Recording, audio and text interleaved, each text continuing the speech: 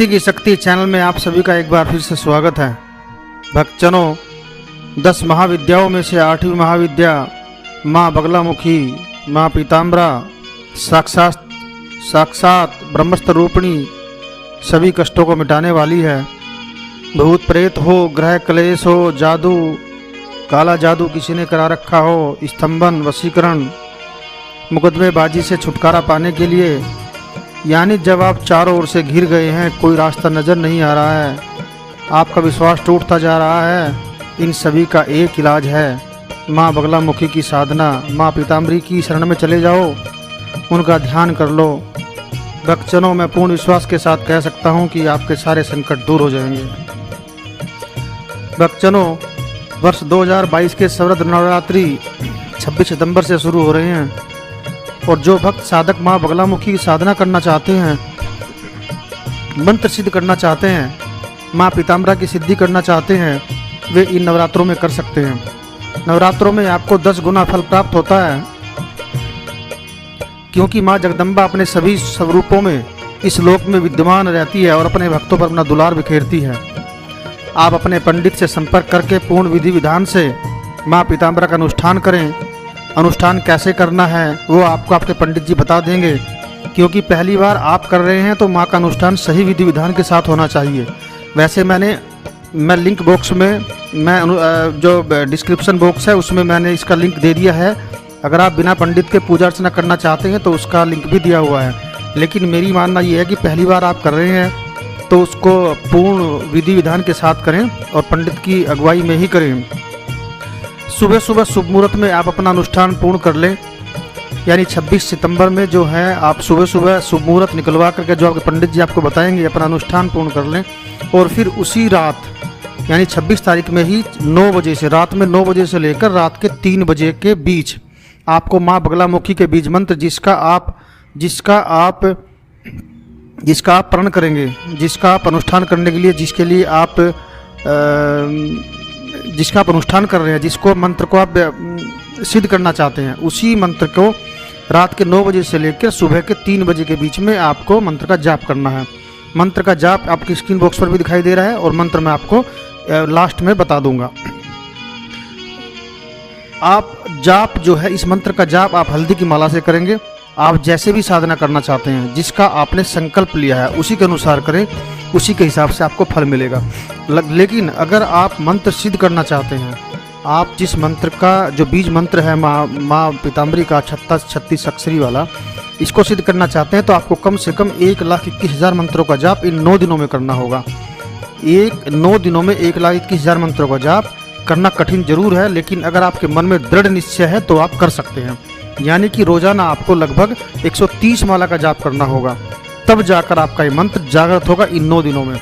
इसकी विधि ये मैं नवरात्रि के दौरान बता रहा हूँ, वरना इसमें 21 दिन, 30 दिन, 36 दिन और मैक्सिमम 42 दिन का समय लग सकता है, लेकिन ये मैं नवरात्रों की बात कर रहा हूँ। लेकिन इसके पश्चात जो आपको मिलेगा, जो फल आपको मिलेगा, उसकी आप कभी कल्पना भी नहीं कर सकते। कम से कम 1.25 लाख मंत्र के लिए, उसके बाद फिर आपको 10% मार्जिन और 10% मार्जिन का तर्पण भी आपको करना होगा। आप कम मंत्रों का जाप भी कर सकते हैं, जैसे 51,000, 21,000 या 36,000। उसी हिसाब से आप मंत्रों का जाप कर लें और मंत्रों को एक माला में 108 मंत्र होते हैं, तो उसी हिसाब से आप इसको बांट लें कि कुल सपोज जैसे आपने 51,000 मंत्रों का जाप बोला है तो 9 दिन में आपको लगभग 11 माला के लगभग डेली करने पड़ेंगे। उसी हिसाब से आप देखिएगा। जप के दौरान सुबह की पूजा आप सामान्य दुर्गा माँ की करेंगे, यानी कि जो आप मंत्र का जाप कर रहे हैं वो आपको रात में ही करना है। पीताम्बरी माई का जो मंत्र का जाप करना है वो रात में करना है, और सुबह सुबह जो आप पूजा करते हैं वो सामान्य माँ दुर्गा माँ के जो उसके सभी स्वरूप हैं, जो उसके साथ जो उसके 9 दुर्गा रूप हैं, उनकी आप पूजा करेंगे।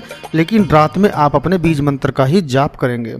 9 दिन के बाद जब आपके पूर्ण हो जाएंगे आपके मंत्र, उसके बाद आप पूर्ण विधि विधान के साथ में हवन कराएंगे। और हवन के लिए माँ बगलामुखी का हवन बिल्कुल अलग होता है। पंडित जी से पहले ही पूछ लीजिएगा कि माँ बगलामुखी का हवन हमें कराना है, क्योंकि सभी पंडित जो हैं माँ बगलामुखी का हवन नहीं करते हैं और करवा भी नहीं पाते हैं। तो सही पंडित का आप चयन करें और आप उनसे पहले ही बात कर लें कि हमें माँ बगलामुखी का मैंने अनुष्ठान किया हुआ है, उसका हवन भी हमें कराना है। या पहले दिन आपको हवन नहीं करना है। जिस दिन आप अनुष्ठान करेंगे अर्थात 26 सितंबर को उस दिन आपको हवन नहीं करना है, मात्र अनुष्ठान करना है, पूजा अर्चना करानी है और देवी माँ को अपने वहाँ पे जो उनकी चौकी आपने बनाई है उस पे आपको उनको पीठासीन कराना है। हवन जाप पूर्ण होने के उपरांत ही करना है सभी। या तो मैंने आपको पहले भी डिस्क्रिप्शन बॉक्स में बता भी रहा हूँ, पहले भी मैंने आपको एक वीडियो बनाई थी जिसमें इसमें क्या क्या सामग्री चाहिए और इसकी पूर्ण विधि विधान, माँ बगलामुखी की जो वंदना विधि, पूजा विधि और साधना विधि, तीनों की मैंने अलग अलग वीडियो बना के दी हुई है, आप उनको देख सकते हैं। इसमें सभी चीज़ें पीली होती हैं, माँ पीताम्बरी को पीले चीज़ ही पसंद है, जैसे कनेर के फूल हैं, पीली सरसों है, पीला वस्त्र, केला, पीला फल, बेसन के लड्डू, वो सब चीज़ साधना विधि की जो वीडियो है उसमें है, आप वहाँ से समझ सकते हैं। रोज़ाना आपको इसमें बड़ी खास बात यह है कि रोज़ाना आपको सम संख्या में ही मंत्रों का जाप करना है। जैसे सम संख्या मतलब जो इवन होते हैं, जैसे 2, 4, 6, 8, अर्थात आप आज ने जैसे 12 माला की हैं तो कल आप 14 माला करेंगे, 16 माला करेंगे, 18 माला करेंगे या फिर 12 माला ही करेंगे।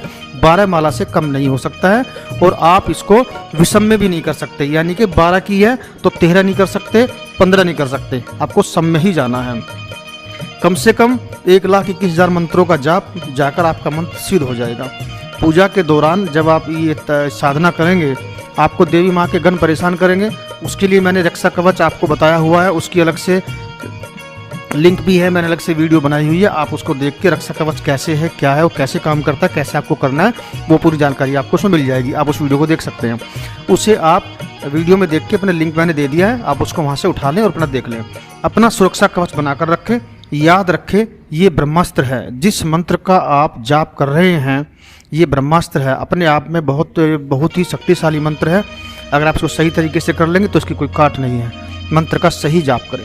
अब मंत्र मैं आपको बता देता हूँ, बिल्कुल जिस तरीके से आपको करना है वो भी बता देता हूँ और जो आपके समझने के लिए बता देता हूँ। मंत्र ध्यान से सुनिएगा। ओम हलिम बगलामुखी सर्वदुष्टानां वाचम मुखम पदम स्तंभय जिह्वां कीलय बुद्धिं विनाशय ह्रीं ओम फट स्वाहा। ध्यान रहे, आप जब साधना करते हैं तो इस मंत्र में आपको फट का इस्तेमाल करना है, क्योंकि इस फट का इस्तेमाल मैं ऐसे नहीं बताऊंगा। कोई अगर साधक चाहेगा तो वो अपना कमेंट लिख दे, मैं उसको उसका मतलब बता दूंगा कि इसमें फट क्यों लगाया जाता है। मंत्र एक बार दोबारा फिर सुन लीजिए, आपकी स्क्रीन बॉक्स पर भी आ रहा होगा। ओम हलिम बगलामुखी सर्वदुष्टानां वाचम मुखम पदम स्तंभय जिह्वां कीलय बुद्धिं विनाशय ह्रीं ओम फट स्वाहा।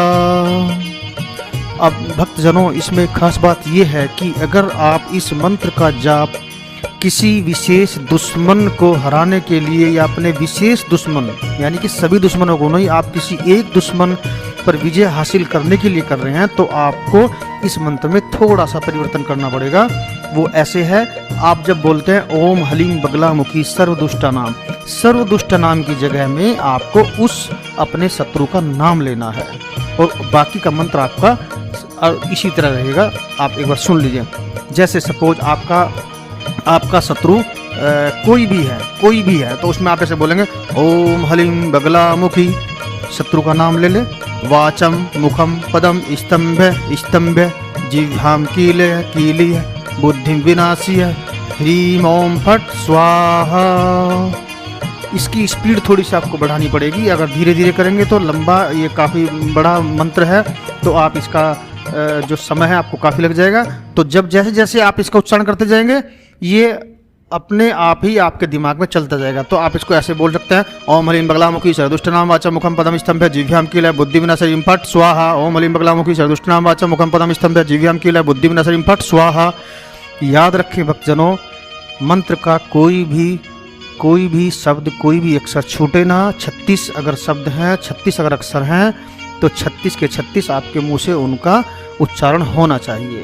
देवी माँ के कानों तक ये बात जाएगी, तभी ये सफल होगा। मंत्र का जाप रोजाना उसी वक्त करें, अर्थात आपने रात में अगर 9 बजे अपना पहला मंत्र अपने जाप किया है पहले दिन 26 तारीख में, तो कोशिश करना कि वो मंत्र 9 बजे के लगभग ही आप शुरू करें। उसी वक्त से लेके आप उसको स्टार्ट कर सकते हैं। एक वक्त आपको खाना खाना है, बिल्कुल सादा भोजन, ज़्यादा करें कुट्टू का आटा, बिल्कुल सादा भोजन, हर तामसिक चीज़ बिल्कुल नहीं खानी है, खटाई आदि का सेवन ना करें। घर में भी इन सभी चीज़ों पर पाबंदी रहेगी। घर का कोई भी आदमी इन सभी चीज़ों को ना खाए, खटाई आदि का सेवन ना करें। ऐसा नहीं हो सकता कि आपकी पत्नी या आपका हस्बैंड आप उसकी पूजा कर रहे हैं और आपका हस्बैंड मांस मछली खा रहा है, तो आपका कोई भी ये पुण्य उसका नहीं मिलेगा।